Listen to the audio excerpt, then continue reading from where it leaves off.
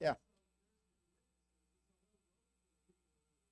When someone acts that way, everybody knows it. They just don't say anything. The wise person doesn't say anything.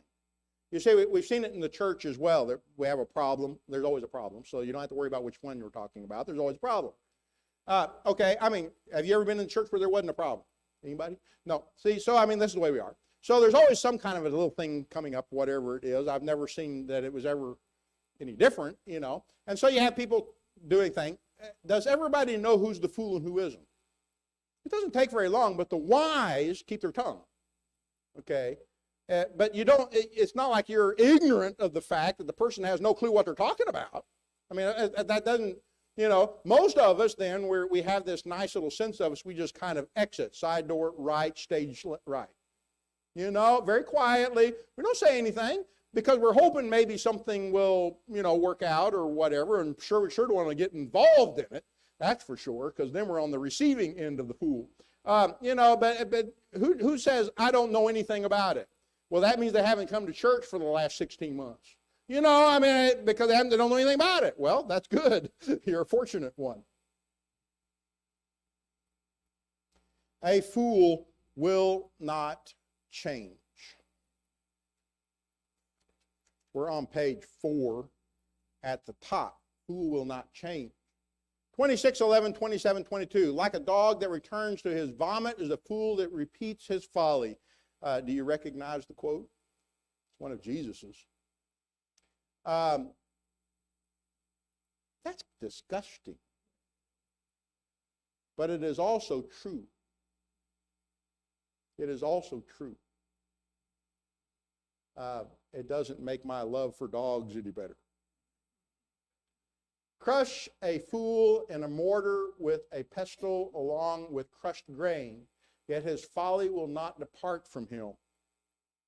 Press it, press it, press it, but the folly will not part from him.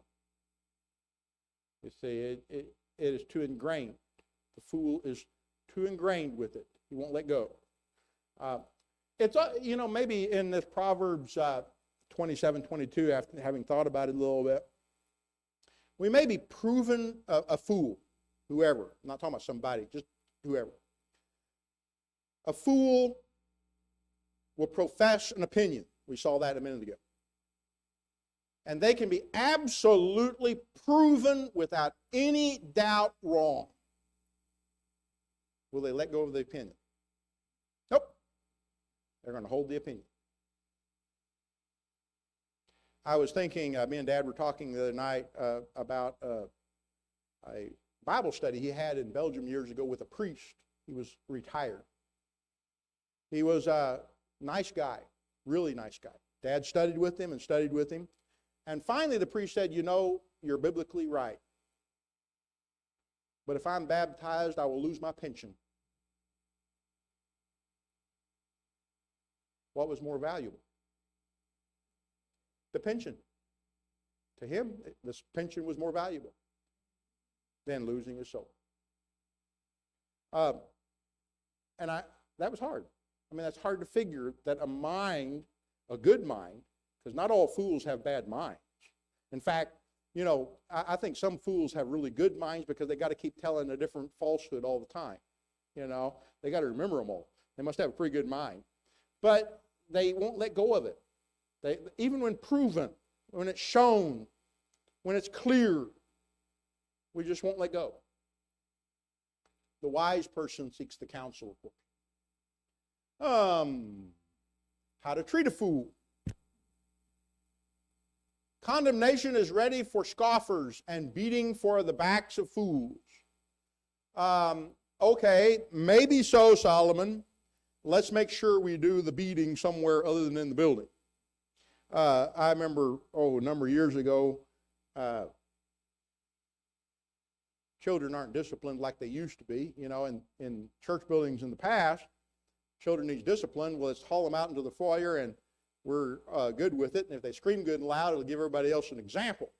Nowadays, you get Child Protective Services called on you. Okay, so you might want to review how this might fit into the picture a little bit.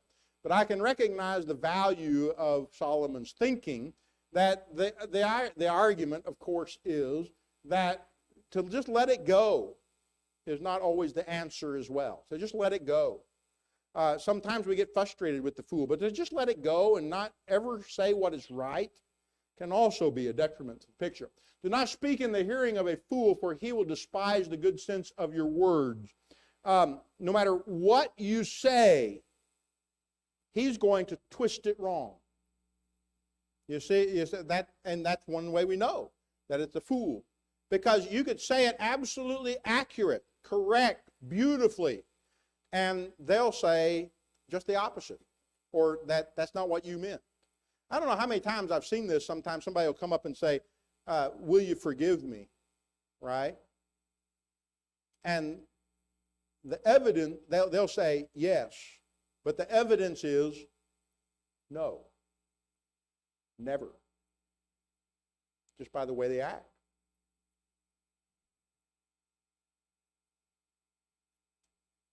A whip for the horse, a bridle for the donkey, and a rod for the back of fools. Answer not a fool according to his folly, lest you be like him yourself. Answer a fool according to his folly, lest he be wise in his own eyes.